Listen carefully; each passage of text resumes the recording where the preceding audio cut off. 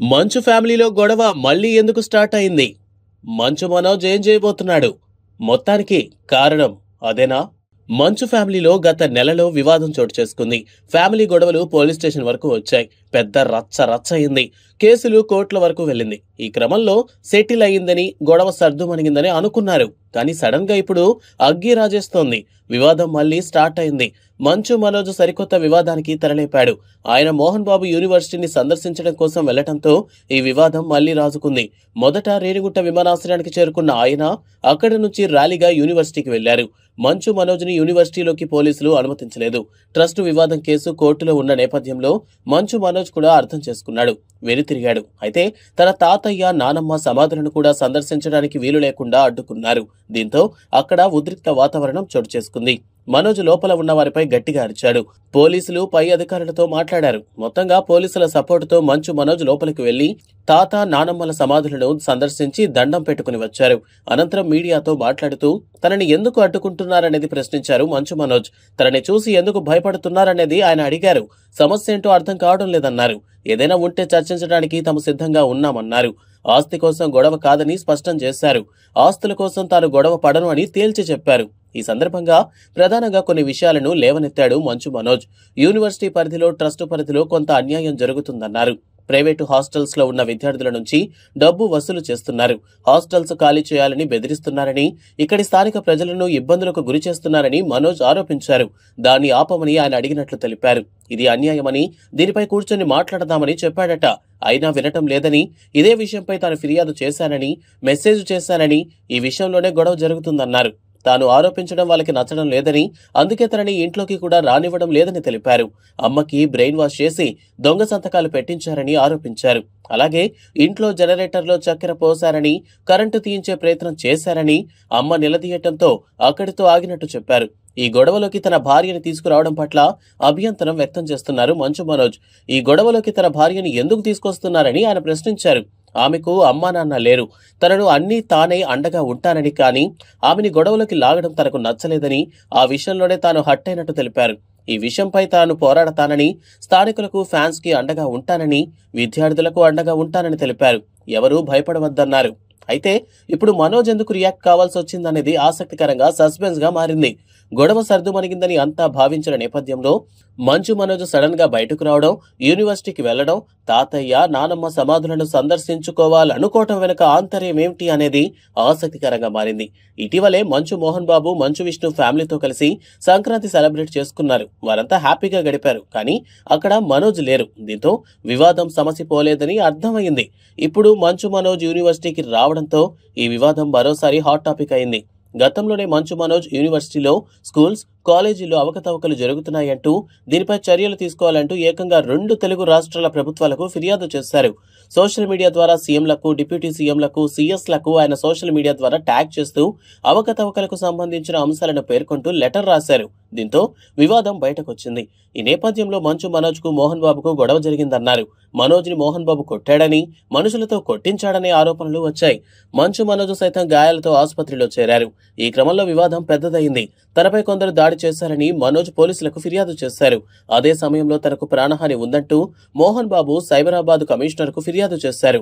ఈ క్రమంలో మనోజ్ ని హైదరాబాద్లోని ఇంటికి మోహన్ బాబు అనుమతించలేదు. ఖాళీ చేయాలని డిమాండ్ చేశారు. అలాగే ఓ వాయిస్ మెసేజ్ కూడా విడుదల చేశారు.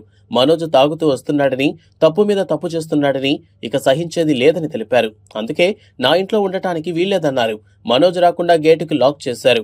దాన్ని పగలగొట్టుకుని లోపలికి వెళ్లాడు మనోజ్. ఈ క్రమంలో ఆగ్రహానికి గురైన మోహన్ బాబు బయటకు వస్తూ మీడియాపై దాడి కూడా చేశారు. దీంతో ఇది పెద్ద సంచలనంగా మారింది. మంచు ఫ్యామిలీ వివాదం 2 తెలుగు రాష్ట్రాల్లో హాట్ టాపిక్ అయింది. అనంతర పరిణామాలతో సైలెంట్ అయ్యారు. ఇలా సైలెంట్ కావడంతో గొడవ సెటిల్ అయిందని భావించారు. కానీ ఇప్పుడు మనోజ్ యూనివర్సిటీ ఎంట్రీతో మరోసారి రచ్చ అవుతుంది. మరి ఈ వివాదం ఎప్పుడు సమసిపోతుంది? ఈ గొడవకి ఇంకా వేరే కారణాలున్నాయా అనేది తెలియాల్సి ఉంది. నేను ఇక్కడ ఏ గొడవ చేశారని రాలేదా ఉద్దేశం కాదు. నేను ఎప్పుడు హైదరాబాద్లో కూడా మీరు చూశారు. నన్నే ఇంటి బయట కాపడం, నన్నే ఇక్కడ రానికుండా చేయడం. నేను అడిగేలా ఒకటే, ఇష్యూ ఏంటో నాకు అర్థం కావట్లేదు. నా గురించి బ్యాడ్ మాట్లాడినారు, బ్యాడ్ చేస్తారు, అంతా ఓకే అండి.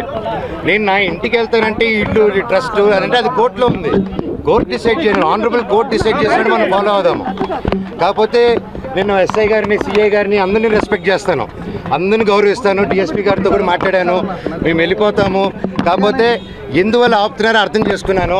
ఇప్పుడు నేను తాత నాన్నమ్మ సమాధికి వెళ్దాం అనుకుంటున్నాను. అండ్ అదొకటే దండం పెట్టుకుని వెళ్ళిపోతే పండగ పూట పెద్దల పండగ, అది దండం పెట్టుకుని వెళ్ళాలని. అండ్ అంటే ఇక్కడ ఏమైపోయిందంటే అండి, చాలా చిన్నపిల్లల బిహేవియర్ స్టార్ట్ అయిపోయింది.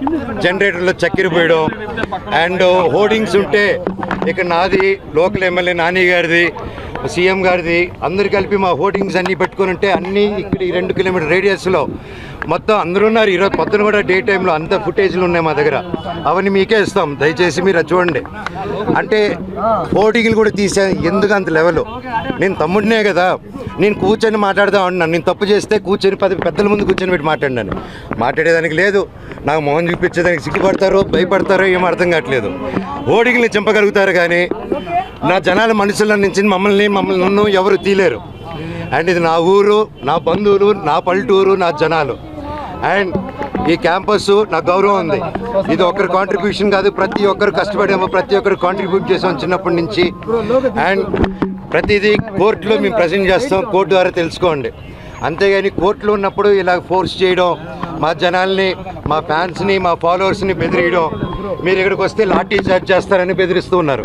మేము ఇక్కడికి వస్తాం సార్, వస్తే లాఠీ చార్జ్ చేస్తాం. ఎందుకు లాఠీ చార్జ్ చేస్తారు సార్? నేను మా ఊరికి వెళ్ళినా, నా బంధువుల్ని కలిసినా, జల్లికెట్టుకు పోయినా, ఇక్కడికి వచ్చినా నేను సార్ రావచ్చు అంటే రావద్దన్నారు. సరే ఓకే, తిరుక్కుని పోతున్నాను సార్, నా తాత నాన్నమ్మ సమాధి దగ్గర పోతాను, మీరే పోలీసులు రండి సార్, మీరు నాతో పాటే రండి, నేను జస్ట్ 2 నిమిషాలు సమాధికి దండం పెట్టుకొని ఘాటుకి పోతాను సార్ అని చెప్పాను. ఆ పర్మిషన్ తీసుకొని సార్ వాళ్ళతో వెళ్తాను, అది రానిస్తే ఓకే, లేకపోతే ట్రై చేస్తాను. అక్కడి నుంచి స్టేషన్కి వెళ్ళి నేను నా తరఫున కంప్లైంట్ పెట్టుకుంటాను.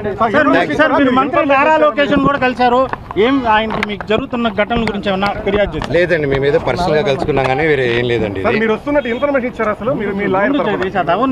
లాయర్ తరఫున ఇన్ఫర్మేషన్ అదేం లేదు సార్. నేను అటు లేను సార్. నేను లాయర్ని పెట్టి ఇది చేద్దాం, వీడిని హోర్డింగ్ని నింపుదాం, వీడు పడుకొని ఇంట్లో పిల్లలు ఉండగా చక్కెర పోద్దాం, ఇవన్నీ నేను చేయను సార్. మీకు తెలుసు కదా, లోకల్లో కదా మీరంతా, ఈ లోకల్లో తెలుసు కదా నా గురించి. మీకు నా గురించి అడిగి చూడండి సార్, ఊళ్ళో సరదాగా కెమెరాలు ఎత్తుకొని వీడేంది, వీడి కథ ఏందని అడగని పోయి మీకే అర్థమైపోతుంది అంతా.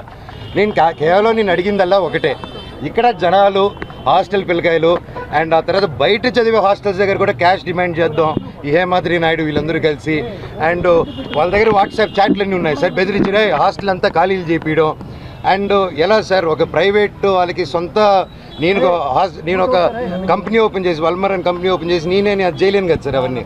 సో నేను అడిగా, స్టూడెంట్స్కి ప్రాబ్లం అవుతుంది, ఇక్కడ ఉన్న విలేజర్స్ ప్రాబ్లం అవుతుంది, అందరూ మన వాళ్ళు, ఎట్టా వీళ్ళకి ఏదో ఒకటి చేయాలి కదా, మనం కూర్చొని మాట్లాడతాము, ఇబ్బందులు అవుతున్నాయి నాన్న, మీ వరకు రావట్లేదు అంటే నాన్నగారు వరకు రీచ్ అయ్యేలా కూడా నేను తీసుకెళ్ళట్లేదు. ఒకవేళ అటు వెళ్తున్నానంటే ఆరోపణలు, ఇంటి గేట్లు వేసాడు, మాకు నాన్నకేదో చెప్పాడు, మీ అందరు కళ్ళు మప్పడం. అండ్ టక్కరి ఇన్ని సంవత్సరాలు లేనిది సడన్గా ఇక్కడ ఈరోజు హోర్డింగ్ చూశారు, ఎవరెవరితో హోర్డింగ్ చేసుకున్నారు మీరే చూశారు. నేను పోయిన తర్వాత వచ్చి స్టూడెంట్స్ ఊరోళ్ళతో మాట్లాడి వెళ్ళిన తర్వాత పరిగెత్తుకుంటే వెళ్ళి లొకేషన్ గారికి కలిశారు విష్ణు గారు అండ్ ప్రతి ఒక్కరు. అండ్ ఎందుకు ఆ భయం, ఎందుకు నేనేం చేస్తాను, ఏం లేదు కదా, కూర్చొని మాట్లాడేదానికి ఎందుకు. ఎనీవేస్, నేను గొడవకు రాలేదు, ఇక్కడ ఆపారు కాబట్టి చెప్పాను. అందరికీ కనుమ శుభాకాంక్షలు. నేను తాతగారి సమాధి, నానమ్మ తాతగారి సమాధి, అలాగే అక్కడ నా కజిన్ బ్రదర్ ప్రసాద్ అన్న, మంచు ప్రసాద్, ఆయన సమాధి కూడా ఉంది అక్కడ. నేను జస్ట్ దండం పెట్టుకుని వెళ్తానన్నా, అంతకుమించి ఇప్పుడు తాత నానమ్మ సమాధికి దండం పెట్టుకుంటానని లాఠీ చార్జ్ చేస్తే పర్వాలేదు, తాత నానమ్మ కోసం తప్పులు తింటాను. వేరే ఏం లేదండి, నేను ఎప్పుడు వచ్చినా వెళ్తాను. మా ఊరు నారవరపల్లి కూడా, అక్కడికి వెళ్ళిన నా బంధువులు నేను కలుసుకొని వచ్చినాను. వాళ్ళని ఈ ఇష్యూలో నేను ఇన్వాల్వ్ చేయలేదు. నేను లోకేష్ గారిని కూడా, ఎవరిని గారిని కూడా సార్ నాకు ఇలా చేయండి, నాకు ఇబ్బంది పెడుతుంది, నేను ఎవరిని అడగలేదు. ఎందుకంటే ఇది నాది, నా ఒక్కడిది నేను డీల్ చేసుకుంటాను. సార్ తాత నాన్న పర్మిషన్ మీరు తీసుకొని వెళ్తారా? మీ తాత నాన్న ఇక్కడికి మీరు మీ ఇంట్లో వెళ్ళేదానికి అడ్డుకున్నారు. అదొక ఇల్లు అంటే ఆయన ఉన్నారు, నాన్నగారు ఉండి రావద్దన్నారు కాబట్టి ఓకే. ఇప్పుడు తాత నాన్న సమాధికి ఇప్పుడు ఎట్టది మీరే చెప్పండి, న్యాయమా న్యాయం? అది వెళ్ళకూడదు. నాకు కోర్టు ఆర్డర్ రాలేదన్నా, సర్టిఫికేట్ రాలేదు. ఇప్పుడు నాకు ఆయన జిరాక్స్ కాపీ ఇస్తే తప్ప అది వచ్చింది. నాకు first of all xerox copy ఆయనకి ఎవరు ఇచ్చారో తెలియాలి కదా. నేను స్టేషన్కి వెళ్ళి అదే అడుగుతాను. సర్టిఫికేట్ అది జిరాక్స్ కాపీ నాకు కోర్టు ఇచ్చింది, అలా బయట ఇవ్వకూడదు. ఆయన చేతికి ఎవరో లోపల నుంచి ఇచ్చుంటారు కదా.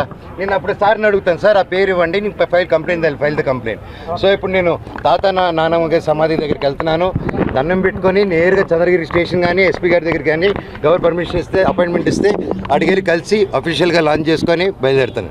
Thank you sir. సిఐ గారు, ఎస్ఐ గారు వాళ్ళ ఆధ్వర్యంలో వాళ్ళ ప్రొటెక్షన్తో నేను లోపలికి వెళ్ళి మా తాత నాన్నమ్మల సమాధికి దండం పెట్టుకొని, మా అన్న ప్రసాద్ మంచు సమాధికి దండం పెట్టుకొని కొంచెంసేపు కూర్చొని మనసులో ఉండేది మనసులో వాళ్ళని ప్రార్థించుకొని, ఇవన్నీ ఎందుకు జరుగుతున్నాయో తెలియట్లేదు, ఆ సాయిబాబా మీద ఒట్టుగా జరగకూడదు, దీనికి ఎందుకని నాకు పరిష్కారం తెలిస్తే బాగుంటుంది అని తెలుసుకుంటాను. తెలుసుకునేంత వరకు ఆగను ఎందుకు ఇదంతా అనేది.